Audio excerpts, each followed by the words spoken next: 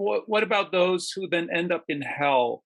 Wouldn't you say that hell, in a certain way, becomes like a double punishment because Christ has been punished for those sins somehow, in a sense, Yeah. already?